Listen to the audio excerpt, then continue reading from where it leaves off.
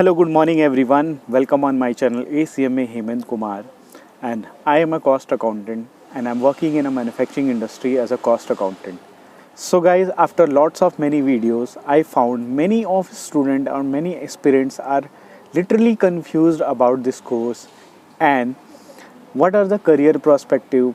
So here I am sharing my practical experience. I'm not a tutor, I'm not a teacher, I'm not relates to now study and all, but I have literally practical experience as a main domain as a cost accountant. So here I'm sharing my practical experience which I faced during my job course. So don't expect कि मैं कुछ इस shoot का study material के बारे में suggest कर सकता हूँ, क्योंकि मैंने जो पढ़ाई पढ़ी थी काफ़ी पुरानी थी, पुराना सिलेबस था मेरा. हाँ, पढ़ने की स्ट्रैटेजी सबकी सेम होती है, मोटिवेशनल की स्ट्रैटेजी सबकी सेम होती है. I can motivate to all aspirant and student those who are hopeless and जिनको एक राइट पाथ नहीं पता है इस कोर्स को क्लियर करने का. इस कोर्स के बाद का जो एस्पेक्ट है वो सारी चीज़ें मैं यहाँ पे बताने की कोशिश करता हूँ.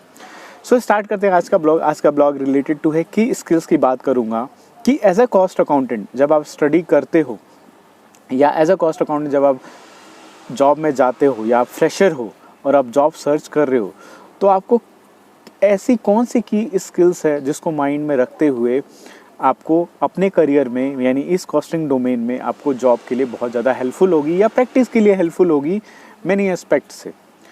सो अभी अभी इंस्टीट्यूट ने कुछ कोर्सेस लॉन्च किए हैं like SAP, business Excel, data science in finance. So इस तरह की कुछ प्रैक्टिकल ट्रेनिंग्स रखी हुई हैं इंस्टीट्यूट ने. अब मैं बात करूँगा यहाँ पे बेनिफिट क्या है.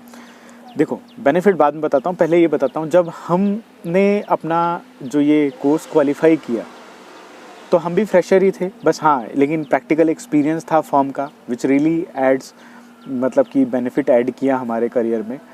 बट जब भी हम जॉब कोर्स में जाते हैं तो बहुत सारे ऐसा होता है प्रोफाइल जिसमें उन लोगों को ये फ़र्क नहीं पड़ता कि आप प्रैक्टिकल ट्रेनिंग करके आ रहे हो या फॉर्म से आ रहे हो, आपको कितनी नॉलेज है. उनके पास अपना क्रिटेरिया होता है. क्रिटेरिया क्या होता है कि भाई आपके पास क्वालिफाइड डिग्री होनी चाहिए जो आप हो, इसलिए आप जा रहे हो. दूसरा कि आपकी कुछ की स्किल्स होनी चाहिए, आपको ERP आना चाहिए, आपको सॉफ्टवेयर्स आने चाहिए. तो ये सारी चीज़ें, जब मेरे टाइम में SAP की बात करूं, SAP सॉफ्टवेयर की, तो अभी इतना ज़्यादा मतलब कि हर इंडस्ट्री ने अपनी उस चीज़ को, उस सॉफ्टवेयर को नहीं लिया था, अपने एप्लीकेबल ही नहीं किया था. तो कुछ इंडस्ट्रीज़ होती थी जो SAP की रिक्वायरमेंट अपने यहाँ रखती थी जॉब के लिए. कुछ इंडस्ट्री ऐसी थी जो नहीं था जिनके पास, तो वो कोई सॉफ्टवेयर ERP की रिक्वायरमेंट नहीं रखती थी. बट अब नाउ अ डेज आप देखोगे तो every industry has a ERP. अच्छा ERP SAP है, ओरेकल बेस्ड है. तो उनकी एक्सपेक्टेशन ये होती है कि जो कैंडिडेट हमारे पास आ रहा है उसको पहले से ही उसको कुछ नॉलेज हो. यानी आप ये नहीं कह सकते कि मतलब बिल्कुल प्रैक्टिकली नॉलेज हो, बट हाँ थ्योरेटिकल नॉलेज तो हो, ताकि जब आप हायर होते हो तो उसके लिए आपको जब वहाँ पे परफॉर्म करना होता है तो उनको कम टाइम लगे कि आप जल्दी से उस इंडस्ट्री में बहुत जल्दी उन सब चीज़ों को कैच कर लो और उनको रिजल्ट देना शुरू करो.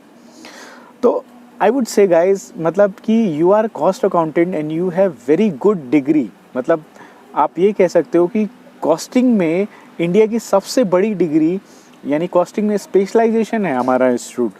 तो आप उस डिग्री को लेके जा रहे हो तो जो अगले की एक्सपेक्टेशन होगी वो भी तो उसी के अकॉर्डिंग होगी, उसकी भी तो एक्सपेक्टेशन बहुत ज़्यादा होगी.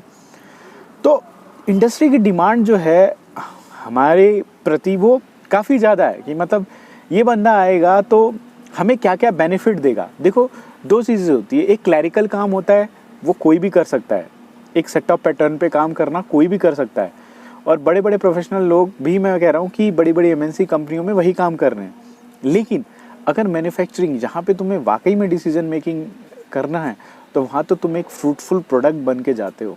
मतलब वो एक्सपेक्ट करते हैं कि ये कुछ वैल्यू ऐड करे, फ्रूटफुल चीज़ें दे के जाए हमारी इंडस्ट्री को, कुछ ऐसा डिसीजन मेकिंग आइडियाज़, कुछ ऐसा सेट ऑफ डाटा, कुछ ऐसा प्रिपरेशन हो के जाए.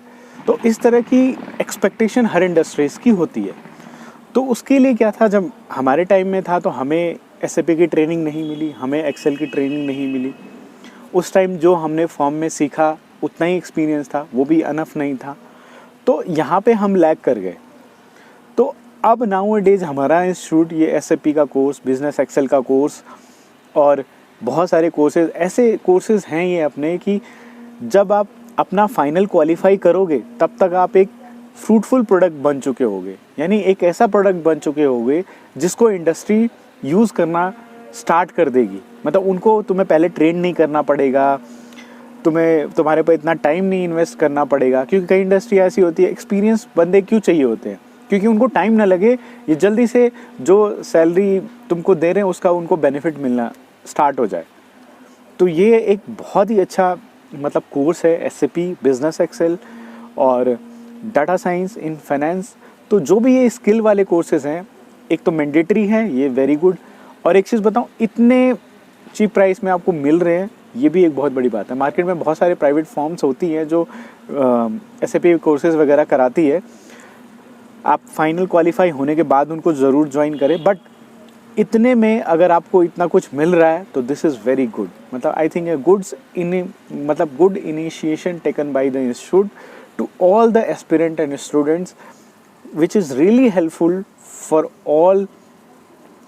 whole life I can say. So when you will be qualify, अगर आप इंटर भी क्वालिफाई होते हो तो भी एक प्रोडक्ट हो, और फाइनल क्वालिफाई होते हो तो प्रोडक्ट क्या, आप फ्रूटफुल प्रोडक्ट बन जाते हो। तो this is the things which I really want to clear about the trainings, कि क्यों ज़रूरी है और आपको SAP एक्सेल इन सब चीज़ की नॉलेज होनी क्यों ज़रूरी है। ये जॉब के लिए एक बहुत बड़ी रिक्वायरमेंट है आज के टाइम में in each and every manufacturing industry. So thank you so much for watching my blog. Those who are subscribe my channel, many thank yous to all of you, and those who are watching my channel, please subscribe. Thank you so much.